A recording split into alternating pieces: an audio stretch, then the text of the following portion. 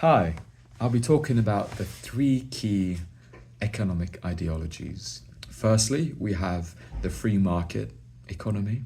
Secondly, we have the centrally planned economy. And thirdly, we have a mixture between the two called mixed economy. A free market economy consists of privately owned businesses and industries with little government intervention.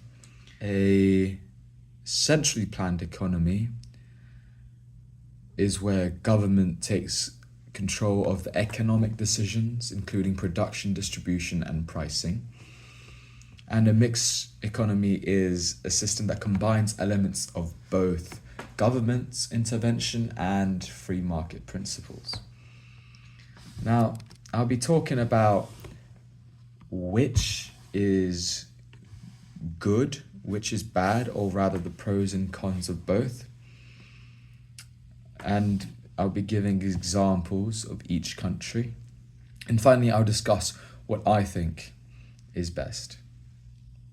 So, as I mentioned, a centrally planned economy, the government takes control of the producing, what's being produced, and for who is produced. A lot of this is decided based on what the government wants and what the government thinks is best for people.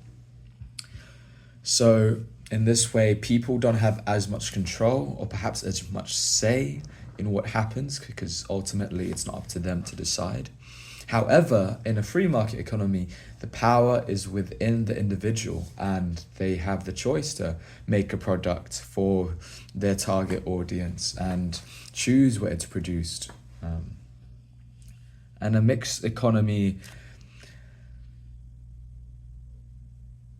I suppose there are instances where people can choose what's being produced, but perhaps are more restricted through government policies, such as where items can be produced and certain taxes that are applied, for example, imports from China. I know that's something that's very prevalent in current politics. And now I'll move on to the advantages and disadvantages of each. With a centrally planned economy, an advantage is there's more equality. People get a lot of help and services from the government provided, sometimes even food or living spaces, depending on where you're talking about. And the disadvantage of a centrally planned economy is that there's not much economic growth because there's no competition between people because everything's provided and everything's equal. So it's a less efficient, economically speaking, societal setup. And some examples of a centrally planned economy is North Korea and the former Soviet Union. Now I'll move on to the advantages and disadvantages of the free market.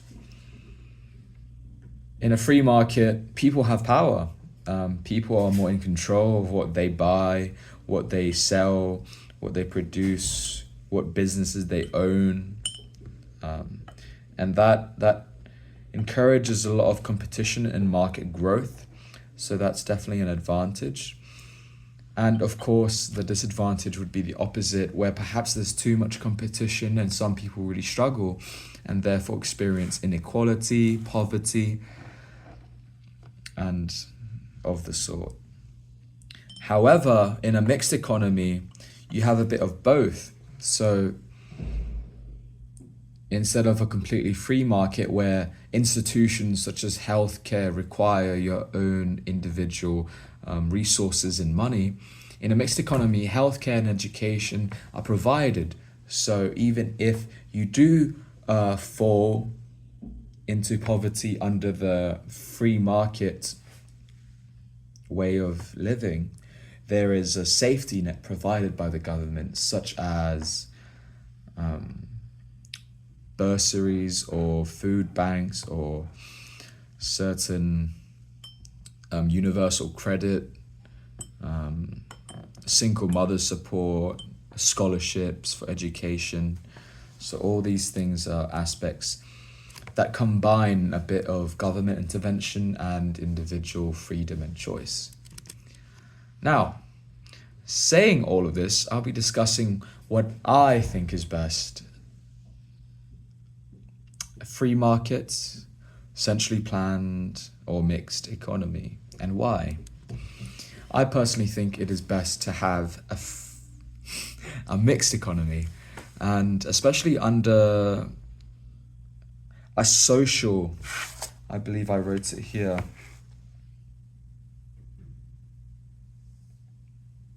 Sorry. Yeah, a social economy which comes under mixed economies. Yes. I think it is best because there's a balance between both. So not too much government intervention, you have your own freedom, but you're not completely on your own.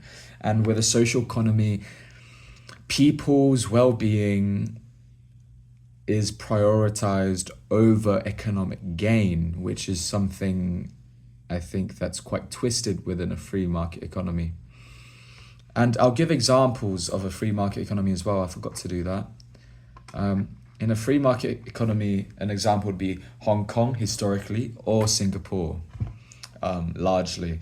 I'd also like to touch upon how these ideologies are ideal types. So no country is perfectly free market or centrally planned. These are just perfect ideals of situations, but every country is a mixture of some sort to some extent. I would say, according to my lecturer, that the US leans more towards free market, but there are definitely mixed aspects to it, such as certain education and healthcare incentives or social security, support for the retirements. But yeah. So I would even say US could be an example of a mixed economy, or many European countries, Scandinavian countries, Canada. They are all examples. But I think these are definitely the best ways because there's a balance. I think personally, coming from a strong socialist standpoint, wanting community, wanting togetherness and support with the people, social economies definitely lean towards that line of thought. And yeah, prioritize community and helping each other and well-being.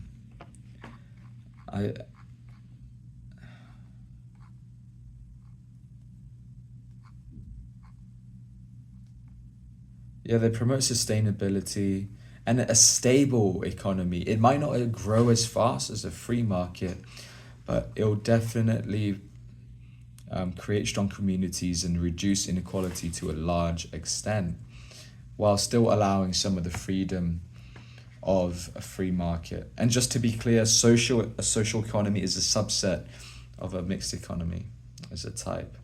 The same way a centrally planned economy is a subset of a planned economy. Yeah, so I hope that's clear. In conclusion, I'm all for social economies where people come first and money and growth is secondary or maybe even tertiary. Yeah, it's not that important in my opinion, but that's just me. Anyhow, thank you for listening and yeah.